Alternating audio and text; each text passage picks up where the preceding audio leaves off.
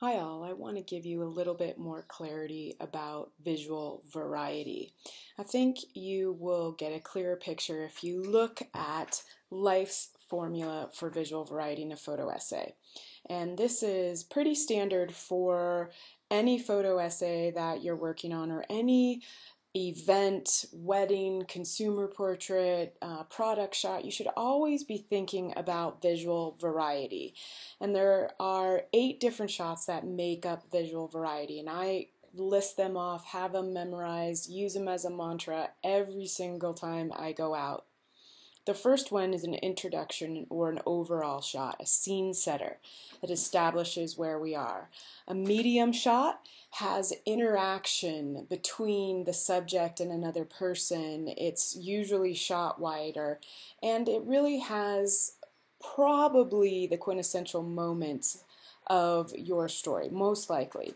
Close-ups, zeroing in on details that make people's lives so interesting and providing your viewer with more of a more intimate look into their life.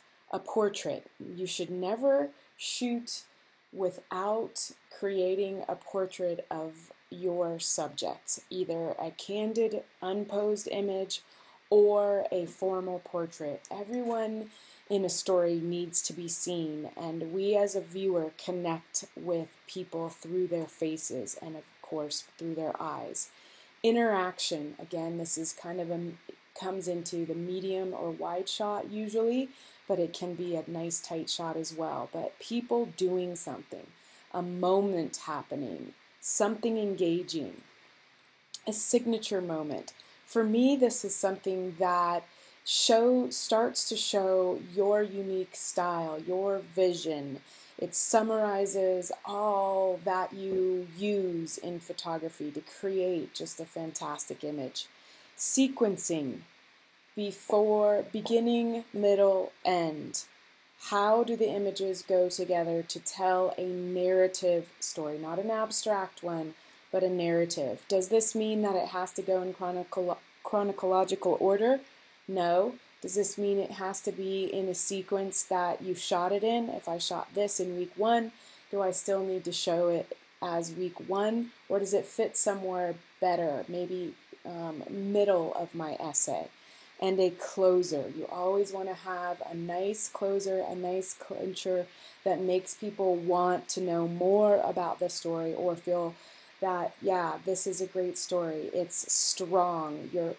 Your opening image and your closing image should always be incredibly strong. I'm going to walk you through a couple short stories by Lauren Greenfield. The first one's on child beauty pageant contest goers.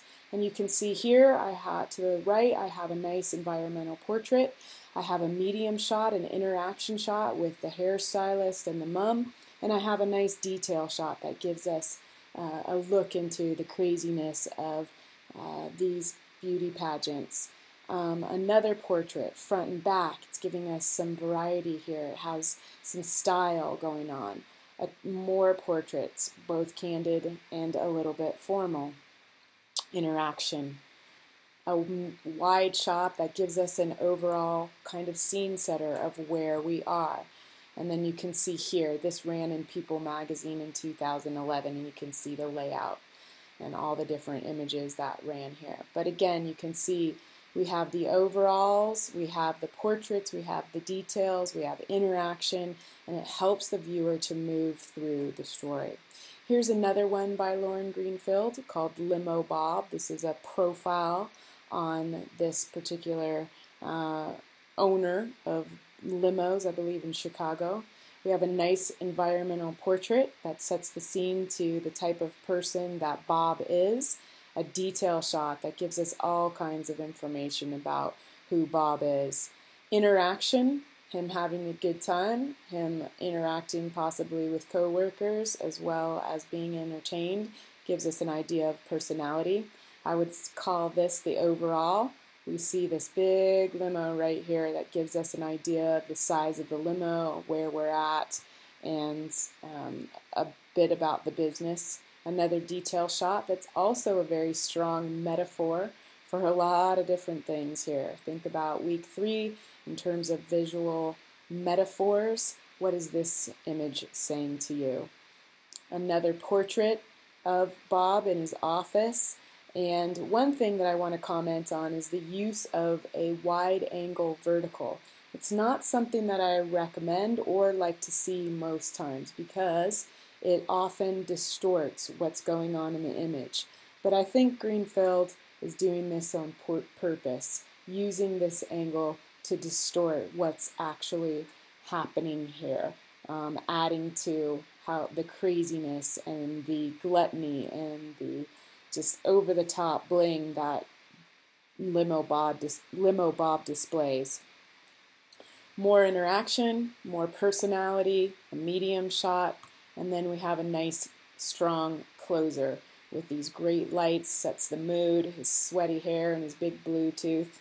And I am definitely wanting to know more about Bob, but this is a great closer that sums up the piece. So just to review, we want to be thinking about an introductory shot, an overall, a scene setter, medium shots that have interaction, close-ups and details, portraits, interaction, moments and faces. This is an absolute must. Sequence. Sorry, skipped over signature. Signature. Where is your style coming through? What elements of composition are you using? How are we seeing who you are through your images? Sequencing. How do the images work together to tell a narrative story and a clincher? Okay.